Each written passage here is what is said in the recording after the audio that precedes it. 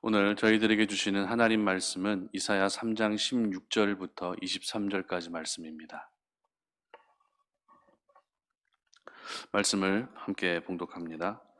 여호와께서 또 말씀하시되 시온의 딸들이 교만하여 느린 목 정을 통하는 눈으로 다니며 아기작거려 걸으며 발로는 쟁쟁한 소리를 낸다 하시도다. 그러므로 주께서 시온의 딸들의 정수리에 딱지가 생기게 하시며 여호와께서 그들의 하체가 드러나게 하시리라.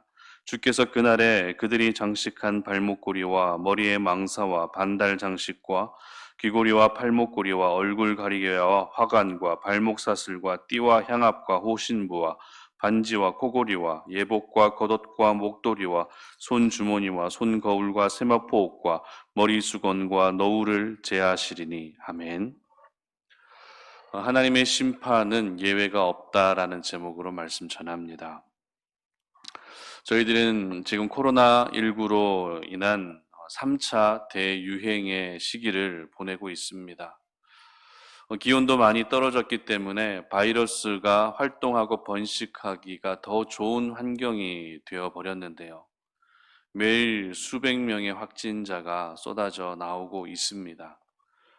그나마 우리나라의 상황은 다른 나라, 예를 들어 미국이나 이런 나라들에 비해서는 양호한 편이긴 하죠. 미국은 지금도 매일 수십만 명의 확진자가 나오고 있습니다. 하루빨리 치료제와 백신이 개발되어서 더 이상 코로나19로 인한 피해를 겪지 않았으면 좋겠는데요. 바이러스에 감염된 확진자들에 대한 뉴스 기사를 보게 되면 가끔 의료진들도 감염이 되었다라고 하는 그런 기사를 접할 때가 있습니다. 의료진들은 코로나19에 확진된 환자들을 돌보고 또 치료해 줘야 되는 없어서는 안 될 그런 사람들입니다. 그런데 의료진들마저도 감염이 되었다는 것은 바이러스 감염에는 결코 예외가 없다라는 것을 생각하게 됩니다. 지난주에 수능이 있었습니다. 여러분들 자녀들 가운데에도 시험을 보는, 또 여러분들이 알고 있는 아이들 가운데 시험을 보는 친구들이 있었을 텐데요. 이번에 수능을 치르는 수험생들마저도 확진되는 일들이 분명히 있었습니다. 이처럼 바이러스라고 하는 것은 사람을 봐가며 옮겨 다니는 것이 아니죠. 바이러스가 침투해서 살 수 있는 환경이라면 가리지 않고 침투해 들어와서 번식하게 되는 것입니다. 결코 바이러스에는 예외가 없다라는 것이죠. 그런데 예외가 없는 것은 바이러스뿐만이 아닙니다. 바로 하나님의 심판에도 역시 예외가 없다라는 것입니다. 전도서 12장 14절은 이렇게 기록하는데요. 제가 읽어드립니다. 하나님은 모든 행위와 모든 은밀한 일을 선악간에 심판하시리라. 아멘. 그리고 고린도후서 5장 10절은 이는 우리가 다 반드시 그리스도의 심판대 앞에 드러나 각각 선악간에 그 몸으로 행한 것을 따라 받으려 함이라. 아멘. 여러분, 방금 읽어드렸던 전도서 12장의 말씀과 고린도후서 5장의 이 말씀, 하나님의 심판을 언급할 때 공통점이 무엇이었습니까? 바로 선악간에라고 하는 이 말을 사용하고 있다는 것입니다. 만약 심판의 때에 죄를 지은 사람만 심판을 받게 된다면 선악간이라고 하는 이런 말을 사용할 수는 없습니다. 그러나 성경은 분명 선악간의 심판을 받게 된다고 이렇게 기록하고 있습니다. 즉 믿음을 지킨 사람들 역시 심판대에 오르게 된다라는 것이죠. 그러므로 하나님의 심판은 모든 사람들에게 공통적으로 적용될 수밖에 없는 그런 사건입니다. 그렇다면 오늘 본문에 기록되어진 심판의 대상은 누구입니까? 16절 상반절 보시기 바랍니다. 여호와께서 또 말씀하시되 시온의 딸들이 교만하여. 아멘. 그렇습니다. 시온의 딸, 바로 이스라엘 여인들이 오늘 심판의 대상이었습니다. 특별히 시온의 딸이라 불리는 여인들은 이스라엘의 그냥 평범한 여인들을 가리키는 것이 아니라 고위직 남편을 둔 부인들을 가리키는 그런 표현입니다. 지금까지 살펴봤던 이스라엘의 죄악의 대상은 주로 고관들, 높은 사람들, 그리고 이스라엘의 평범한 백성들이었습니다. 그런데 오늘 본문은 시온의 딸이라고 불리는 여인들이 그 심판의 대상이라는 것을 기록하고 있다는 것입니다. 사실 유대 사회 안에서 여인은 그렇게 중요한 사람들이 아니었습니다. 유대 사회가 철저히 남성 중심의 사회로 이루어져 있었기 때문에 여성들이 어떻게 살아가든 그렇게 중요하지 않았습니다. 그런데 오늘 하나님은 굳이 다루지 않아도 될 이스라엘 여인들의 죄악을 일일이 다루시며 언급하고 계셨습니다. 그만큼 이스라엘의 죄악이 너무나도 넓게 고루고루 퍼져 있다는 것이기도 하고, 또한 하나님의 심판에는 결코 예외가 없다라는 것을 오늘 저희들에게 말씀하고 있는 것입니다. 이처럼 하나님의 심판은 예외 없이 모든 사람에게 임하는 것입니다. 아무리 유대 사회가 남성 중심의 사회라 할지라도 하나님의 심판에서 여인들은 예외가 될 수 없었다라는 것입니다. 그렇기 때문에 예외 없이 모든 사람이 하나님의 심판을 받아야 된다라면 예외 없이 모든 사람들은 하나님을 경외하는 믿음으로 살아야 되는 줄 믿으시기를 바랍니다. 오늘 말씀을 통해 저희들에게 주시는 교훈을 한번 생각해 보겠습니다. 첫 번째는 하나님이 공평하시기 때문에 심판도 예외가 없다라는 것입니다. 하나님의 심판에 예외가 없는 이유는 하나님의 성품이 공평하신 분이시기 때문에 그렇다라는 것입니다. 16절입니다. 다 같이 한번 읽어봅니다. 여호와께서 또 말씀하시되 시온의 딸들이 교만하여 느린 목 정을 통하는 눈으로 다니며 아기작거려 걸으며 발로는 쟁쟁한 소리를 낸다 하시도다. 아멘. 여러분, 세계에서 중국 다음으로 인구가 가장 많은 나라가 어떤 나라인지 알고 계시죠? 인도입니다. 중국이 현재 대략 14억 4천만 명의 인구가 있는데요. 인도의 인구가 몇 명인지 아십니까? 대략 13억 8천만 명입니다. 두 나라의 인구는 불과 6천만 명밖에 차이가 나지 않을 정도로 많은 사람들이 인도에 살고 있습니다. 여러분, 인도라고 하는 이 나라를 떠올리게 되면 가장 먼저 어떤 생각이 드십니까? 2016년도에 인도로 미션 트립을 다녀왔던 일이 있었는데요. 인도라고 하는 나라는 분명 배낭여행객들, 관광을 하기 위해 온 분들에게는 분명 매력적인 나라가 맞습니다. 하지만 제가 직접 보고 경험했던 인도의 모습은 그다지 좋은 모습은 아니었던 것으로 기억합니다. 왜냐하면 너무 덥고 또 너무 습하고 그리고 너무 더럽고 냄새도 많고 많이 났고 또 굉장히 더 복잡한 나라가 인도였기 때문입니다. 그리고 여러분 알고 계시는 것처럼 인도는 유명한 신분 제도가 아직까지 존재하고 있는 나라입니다. 그 신분 제도가 어떤 제도이죠? 카스트 제도라고 하는 신분 제도입니다. 그 중에 가장 높은 계급인 브라만 계급은 종교의 일을 담당하는 사람들로 이루어져 있습니다. 그리고 그 밑에 계급인 크샤트리아는 정치와 군사의 일을 담당하는 사람들의 계급이고요. 상업과 농업을 담당하는 바이샤라고 하는 계급이 그 밑에 있고요. 그리고 마지막으로 노동자 계급인 수드라라고 하는 계급이 마지막으로 있습니다. 만약 제가 인도에서 태어났다면 어떤 계급으로 있었을까요? 가장 높은 브라만 계급으로 아마 있었을 것입니다. 물론 힌두교 제사장으로 있어야만 브라만 계급이 될 수 있겠죠.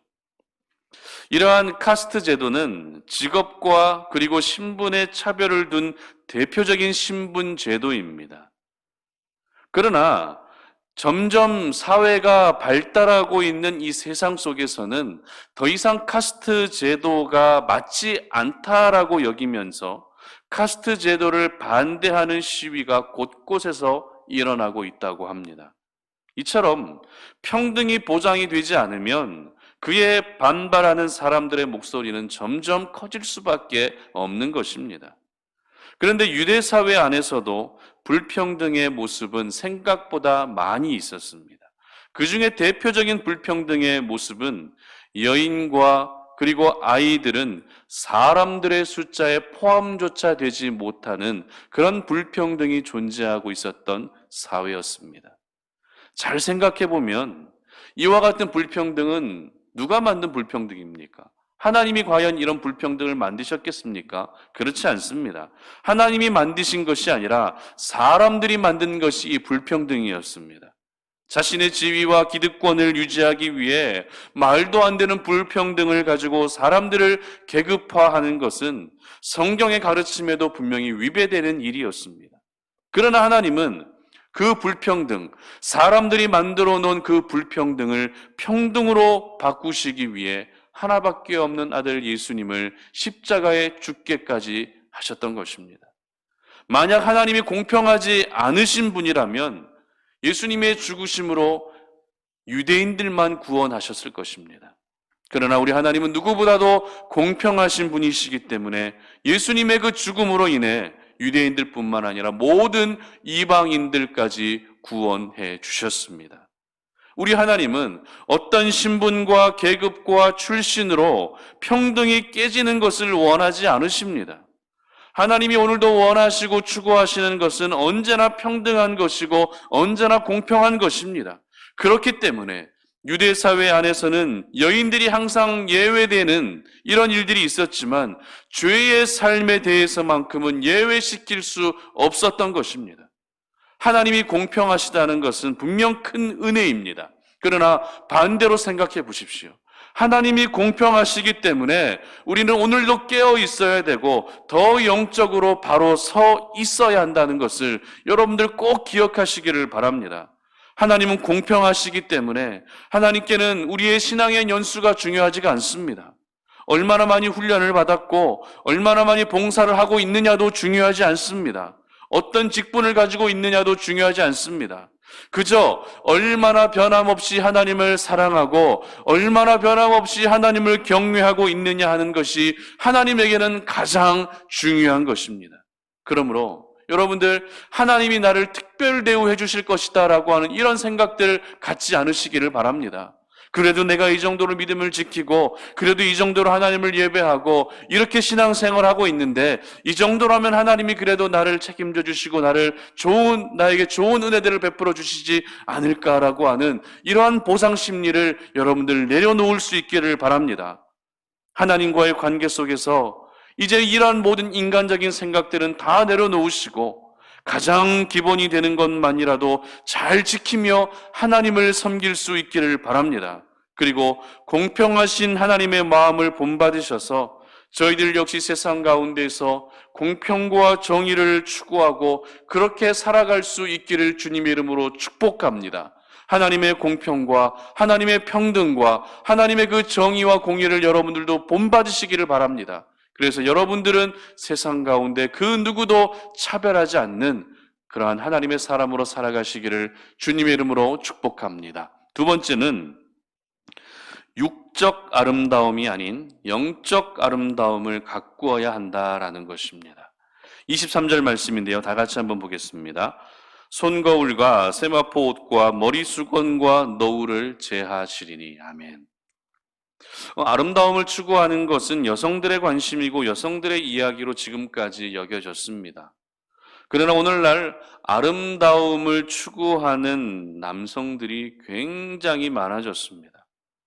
이 아름다움에 대해서 남성들이 오히려 여성들보다 더 많은 관심을 가지고 있다 해도 틀리지 않을 것 같습니다.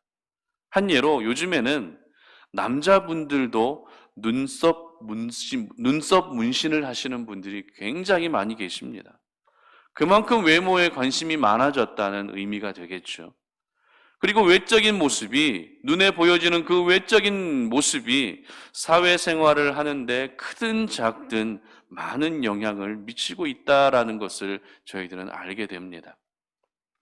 그러나 오늘 이 아침에 저희들이 기억해야 할 것은 하나님의 사람으로서 오늘도 저희들이 가꾸어야 할 아름다움은 육적 아름다움이 아니라 바로 영적 아름다움을 가꾸어야 한다라는 것을 기억할 수 있기를 바랍니다.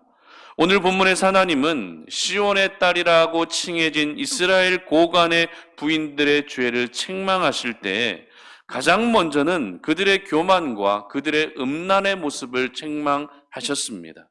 그리고 이어서 그들이 장식했던 모든 장식품들을 일일이 언급하시며 그것을 제하시겠다고 말씀하십니다. 그 장식품 중에는 발목걸이와 망사와 팔목걸이, 화관, 전부 21가지 품목이 오늘 본문에 등장합니다. 그리고 여러분, 이 21가지의 품목을 잘 보시면 머리부터 발끝까지 전신을 장식할 수 있는 품목들이라는 것을 금방 우리는 확인할 수 있습니다. 이 말은 이스라엘 고관의 부인들은 외적 아름다움, 육적 아름다움을 위해 얼마나 사치스러운 삶을 살았는지 오늘 적나라하게 보여주는 그런 부분인 것입니다. 특별히 16절 하반절의 기록을 보시면 발로는 쟁쟁한 소리를 낸다 하시다 이렇게 기록하죠. 발로는 쟁쟁한 소리를 낸다. 이게 어떤 의미일까요? 머릿속으로 한번 상상해 보십시오. 발로는 쟁쟁한 소리를 낸다. 발에 발목걸이가 있지 않습니까?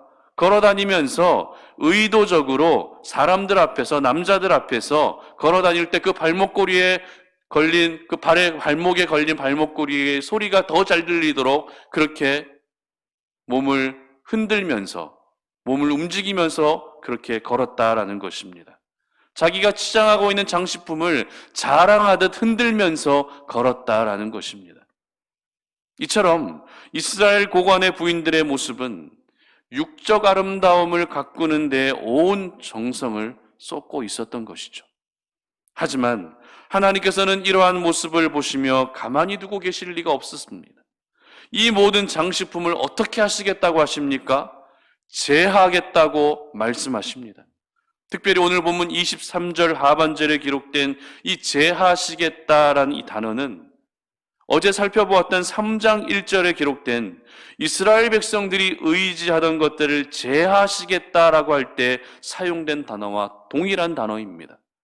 이것은 부인들이 사용했던 21가지 장식품들은 단순히 아름다움을 가꾸기 위한 도구라는 것도 있겠지만 영적인 의미로 보게 되면 하나님을 의지하는 모습과는 정반대의 것들이었다는 것을 보여주는 것입니다. 그러므로 저희들은 외적 아름다움을 가꾸고 육적 아름다움을 가꾸는 것보다 어떤 것이 더 중요하다고요? 영적 아름다움을 가꾸는 것이 더 중요하다라는 것을 오늘 이 아침에 기억할 수 있어야 됩니다. 사람들은 내가 아름다워질 수만 있다면, 육적으로 외적으로 아름다워질 수만 있다면 거금을 들이기도 합니다. 굉장한 시간을 투자하기도 합니다. 그러나 정작 영적 아름다움을 위해서는 얼마나 많은 노력을 하고 있는지 우리 자신의 모습을 한번 돌아볼 수 있기를 바랍니다. 영적 아름다움이란 무엇입니까? 사람들 보기에 아름답고 내가 보기에 아름다운 모습이 아니라 하나님이 보시기에 아름다운 모습이 바로 영적 아름다움이라는 것입니다. 그렇다면 하나님은 어떤 사람의 모습을 보시며 아름답게 여기실까요? 바로 하나님의 형상을 닮아 있는 그 모습입니다. 죄가 들어오기 전에 창조 때의 그 모습입니다. 하나님께서 사람을 창조하시고 보시기에 심히 좋았다라고 하나님이 사람을 보시며 아름답게 여기실 만큼 평가하셨던 창조 때의 모습, 바로 하나님의 형상의 모습을 우리가 다시 회복하는 것입니다. 죄로 물들어 있고 죄로 변해버린 우리의 모습이 아니라 죄가 들어오기 전에 그 모습을 다시 한번 회복할 수 있어야 하는 것이죠. 내 모습 속에서 더 이상 명품 향수 냄새 나는 것이 중요하지가 않습니다. 이제는 내 모습 속에서 그리스도의 향기가 나는 것이 더 중요한 것입니다. 이 땅 가운데서 우리가 작은 예수로 살며 예수님을 닮아가는 예수님의 제자로 살아가는 것이 오늘 저희들이 기억해야 할 진정한 영적 아름다움인 것입니다. 그렇다고 여러분, 외적 아름다움을 전혀 가꾸지 않으면 또 안 됩니다. 꼭 기억하셔야 됩니다. 영적 아름다움이 중요하기 때문에 나는 외적 아름다움, 육적 아름다움은 전혀 중요하지 않다고 전혀 꾸미지 않으면 그것도 그리스도인으로서 덕이 안 된다라는 것 꼭 기억하셨으면 좋겠습니다.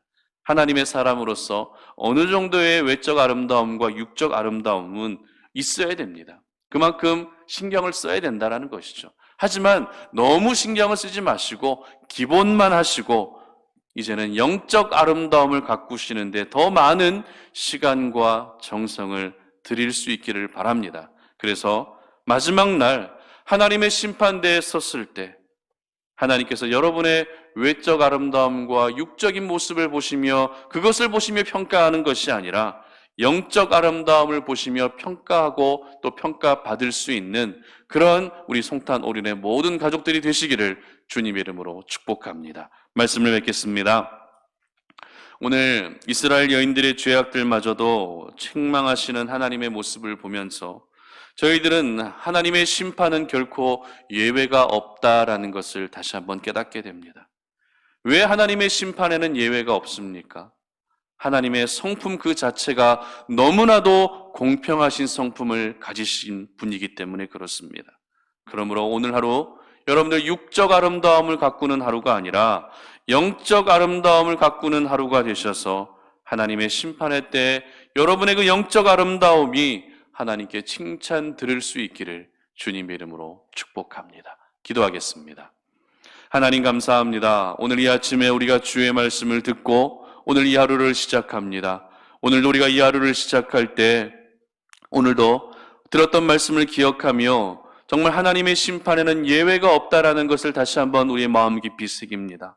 내가 신앙생활 오랫동안 했다고 해서 내가 정말 주의 몸된 교회를 위해 열심히 수고하고 봉사했다고 해서 하나님의 심판에서 예외되는 것은 결코 아님을 기억합니다. 그렇기 때문에 공평하신 하나님의 성품을 기억하며 저희들 역시 세상 가운데서 공평과 정의를 행할 수 있는 삶을 살게 하시고 그리고 육적 아름다움을 가꾸기 위해 시간을 드리는 것이 아니라 영적 아름다움을 가꾸기 위해 우리의 많은 것들을 투자하며 시간을 드릴 수 있는 저희들 되게 하여 주시옵소서. 그래서 마지막 날 우리의 그 영적 아름다움을 모습을 보시며 우리 하나님으로부터 칭찬 들을 수 있는 우리 모든 송탄 오륜의 가족들이 되게 하여 주시옵소서. 감사드리며 예수님의 이름으로 기도드립니다. 아멘.